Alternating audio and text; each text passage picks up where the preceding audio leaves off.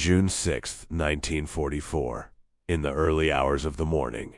Long before the first light touched the horizon, thousands of men were already awake, not because they wanted to be, but because history was about to demand something from them. The sea was rough, cold, violent, the kind of cold that seeps into your bones and refuses to leave. Inside the landing crafts, soldiers sat shoulder to shoulder, so close they could feel each other breathing. No one spoke. Not anymore. Hours earlier there had been nervous jokes, forced laughter, men trying to act brave, trying to convince themselves that everything would be fine. But now that illusion was gone.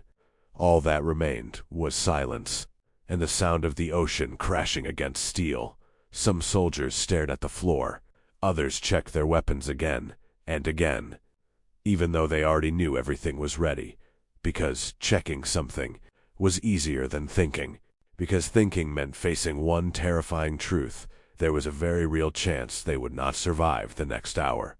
Many of them were barely more than boys, 20 years old. They had trained for this moment, prepared for it, imagined it, but nothing could truly prepare them for what was waiting ahead. As the boats moved closer to the coast of Normandy, a distant sound began to grow louder. Explosions. Naval bombardments had already begun. Allied ships were firing toward the German defenses, trying to weaken them before the invasion. From a distance, it almost looked controlled, calculated. But as the soldiers got closer, they began to realize something was wrong. The bombardment hadn't destroyed everything, not even close. German bunkers were still standing, machine gun nests still intact, defensive positions still active and waiting. The first light of dawn began to reveal the coastline.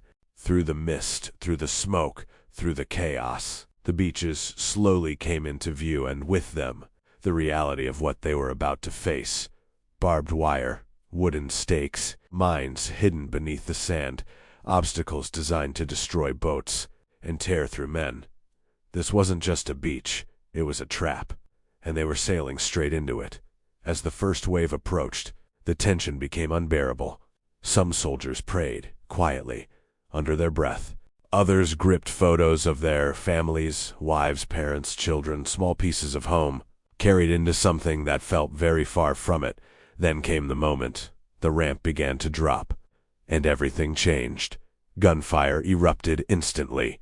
Not seconds later, not moments later, immediately. Machine guns opened fire from elevated positions, cutting through the front lines with terrifying precision. The first soldiers fell before they could even move. Some were hit while still inside the boat. Others collapsed the second their feet touched the water. The sound was overwhelming. Gunfire, explosions, men shouting, men screaming. Orders were drowned out by chaos. There was no time to think, no time to react, only time to survive.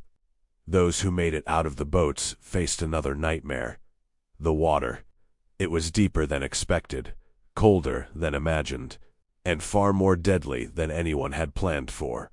Each soldier carried heavy equipment, weapons, ammunition, gear, sometimes over 30 kilograms. When they stepped into the sea, many immediately lost balance. Some fell forward, others were pushed by the waves, and once they went under.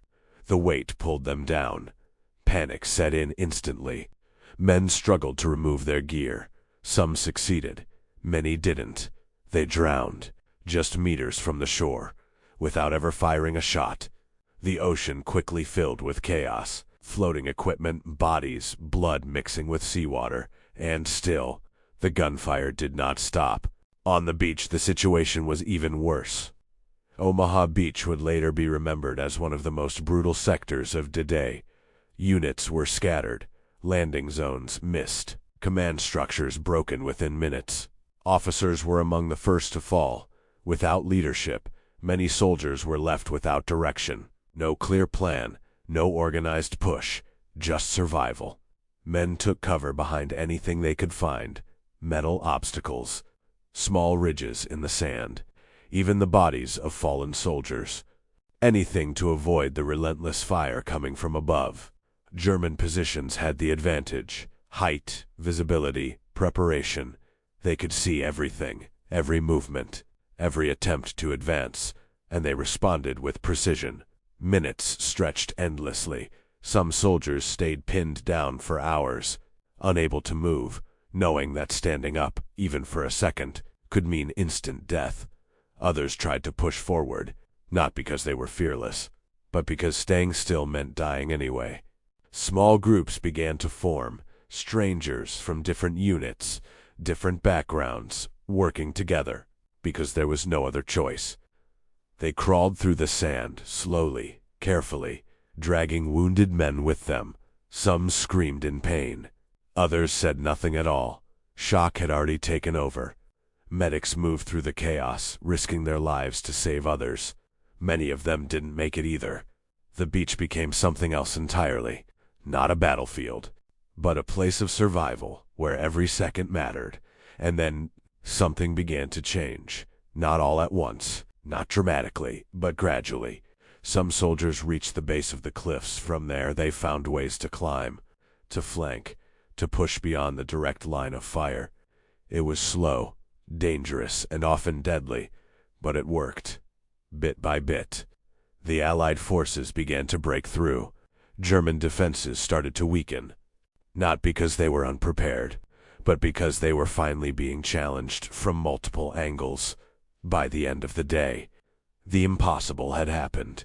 The beaches were taken, but victory came at a cost that can never truly be measured. Thousands were dead.